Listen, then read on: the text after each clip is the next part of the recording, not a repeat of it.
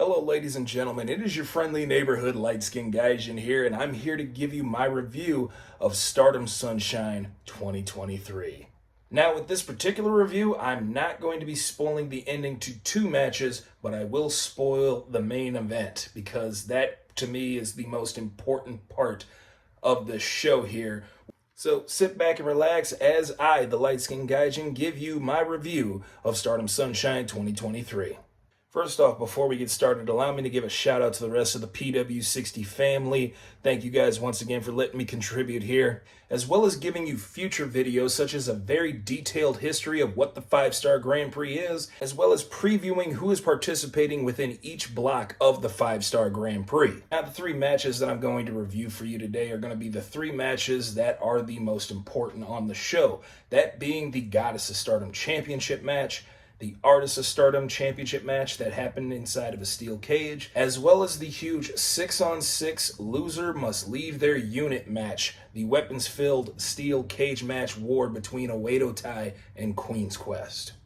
So with all that said, let's jump into the final three matches of Stardom Sunshine. The first match I'm here to review is the Goddess of Stardom Championship match that involves the New Era's Ami Sourei and Mirai defending their titles against the Club Venus tandem of Rose Gold, Mina Shirakawa and Mariah May. Now, as most of you know in my last review, Mina Shirakawa was the reigning and defending Wonder of Stardom champion. Of course, she dropped that title to Tam Nakano last month at the Flashing Champions event, but here she is now once again in another championship match, this time going after the tag team titles known as the Goddess of Stardom Championships. And basically what Mina Shirakawa is trying to do is to follow the trend that Julia set back in 2021, that being that when you drop a championship to Tam Nakano, eventually you replace it with another championship.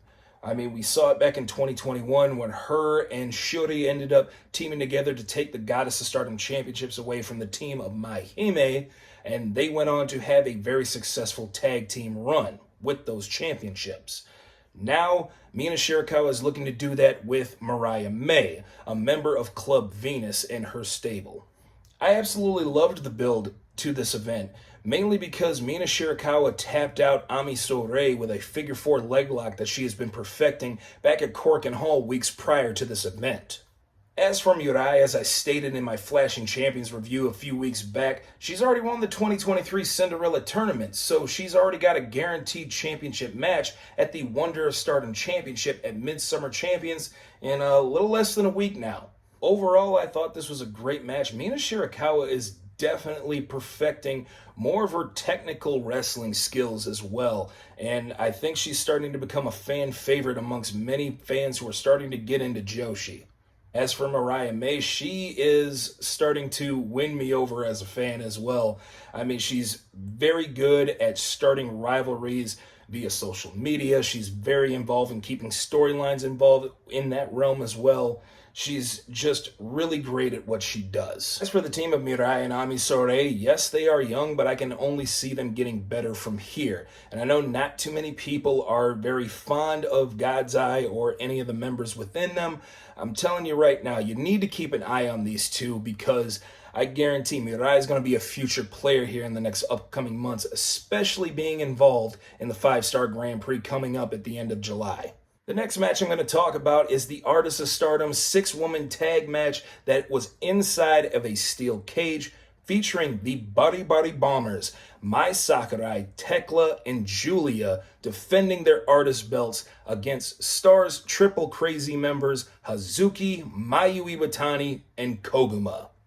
You know, I can honestly say that I would love to see more steel cage matches within this promotion, but I'm kind of glad they only do these once a year, because, man, I was just left cringing every time I kept seeing all these different high spots that involved the steel cage. I mean, there was a moment where Hazuki did a senton from the top of the cage.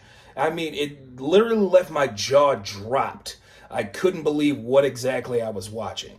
Also, very effective triple team maneuvers in this match. Star's Triple Crazy, I love that rocket launcher that they use where they launch Mayu Iwatani into one of their opponents with a drop kick, and it just looks absolutely astounding. Also, Mayu Iwatani, still the best seller in pro wrestling, and I bank on that statement right there. Now, I'm not going to spoil the ending for this match. I want you to check this match out for yourself. However, the one thing that I will spoil for you is at the end of this match, Julia threw out a challenge to AEW wrestler and New Japan Strong Women's Champion Willow Nightingale for a future championship match. Now, I'm ecstatic for this because it gets exposure of Stardom to the Western audience. And we would later find out that that match will take place at an event at Korakuen Hall on July 5th, a two-night event presented by New Japan Pro Wrestling. So Willow Nightingale is going to make the trip over to the land of the rising sun to take on the glorious Julia.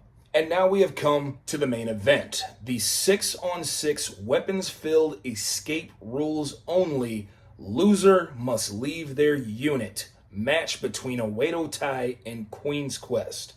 All 6 members of Queen's Quest being led by Utami Hayashishita.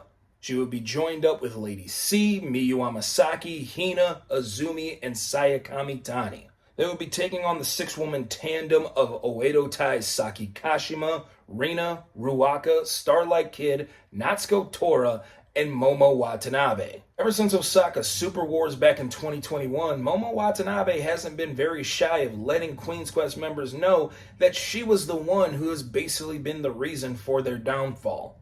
In fact, this whole idea was Momo Watanabe's. By the time the teams came down to the ring for their entrances, you could tell that there was tension fueling inside the cage. From the moment Oedo Tai made their entrance, you can definitely tell that they were focused, yet there was something looming in the air. And on the part of Queen's Quest, could they coexist? The questions were being asked. Can Aphrodite members Sayakami Tani and Utami Hayashishita coexist so that they can actually keep their unit together as whole? And dare I say it, is Queen's Quest fine? Now, for those of you who have a problem with multi-person matches being all clumped together inside of a structure like a steel cage, let me just say that this match made up for it with all of the different integral spots being involved in this match. And let me just say the cage played a huge part into all of these spots. Ruaka hit a freezer bomb on Lady C through a table. We would see Starlight Kid hit a moonsault from off the top of the cage. Azumi hit a double foot stomp off the top of the cage. The sheer drama and storytelling behind this match was absolutely amazing. It comes down to Saki Kashima of Oedo Tai and Utami Hayashishita and Sayakami Tani of Queen's Quest. We get to a part where basically Saya and Utami are crawling up the cage to try and escape it. Momo Watanabe of Oedo Tai, who has already escaped, is scaling the side of the cage that Momo and Utami are trying to escape from. From there, she hands Sayakami Tani a bat, very reminiscent to an event leading up to this event.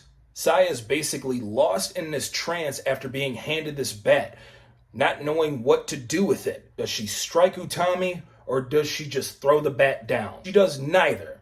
She strikes Momo Watanabe and helps her Queen's Quest leader, Utami Hayashishita, escape the cage, and Queen's Quest wins the 6-on-6 loser leaves their unit cage match. And if you remember, I said Saki Kashima, representing Oedo Tai, was the last one of her team remaining in the ring, which means that per the agreement of that match when it was signed, Saki Kashima must leave Oedo Tai.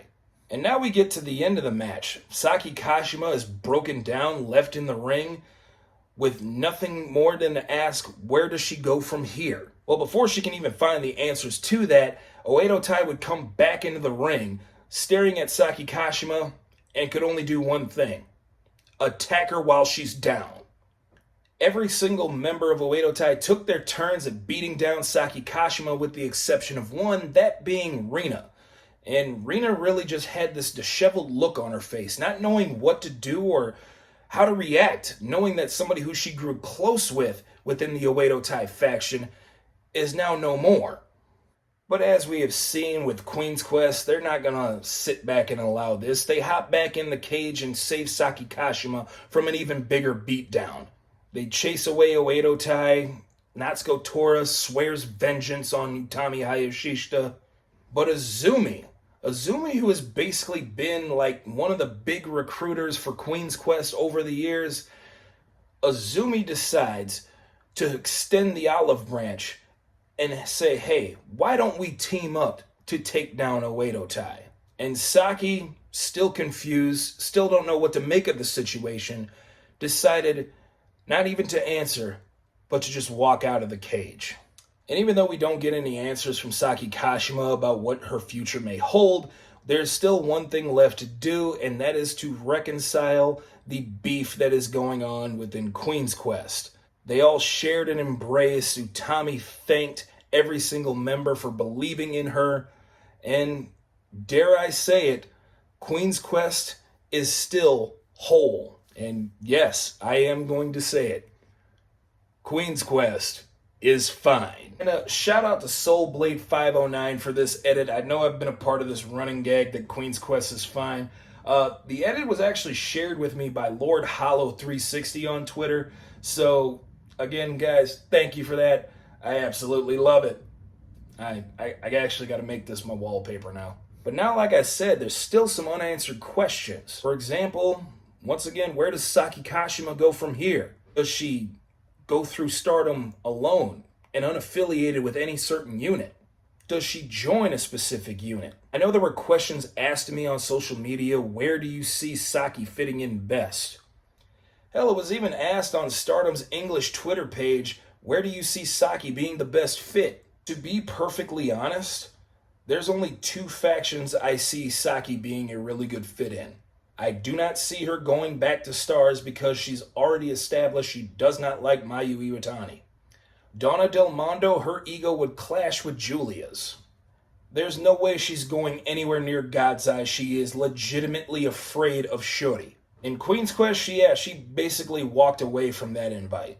No, the two factions I see Saki Kashima being a part of will be either Cosmic Angels or Club Venus. For two reasons primarily.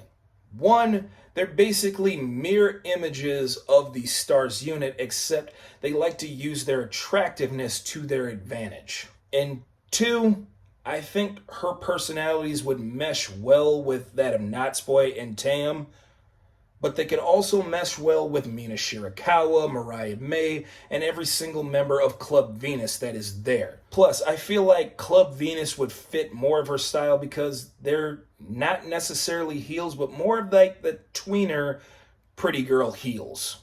Mean girls, if you will. But they're only mean when it benefits them. And what of Natsuko Tora? Because as I've stated before, the 5-star Grand Prix is coming up at the end of this month. And she has already sworn vengeance against Utami Hayashishita. What is Rina's status within Oedo Tai? Because Natsuko Tora was absolutely livid at the fact that Rina would not join in on the beatdown of Saki Kashima. And what of Saki Kashima? Because she is nowhere near done with Oedo Tai by any stretch of the means. She has to defend the high-speed championship against Oedo Tai member Fukigen Death.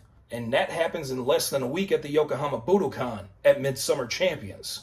Well, I guess we'll know more here in less than a week on Sunday, July 2nd, when Stardom presents Midsummer Champions from the Yokohama Budokan. And with that, that's my review of Stardom Sunshine 2023.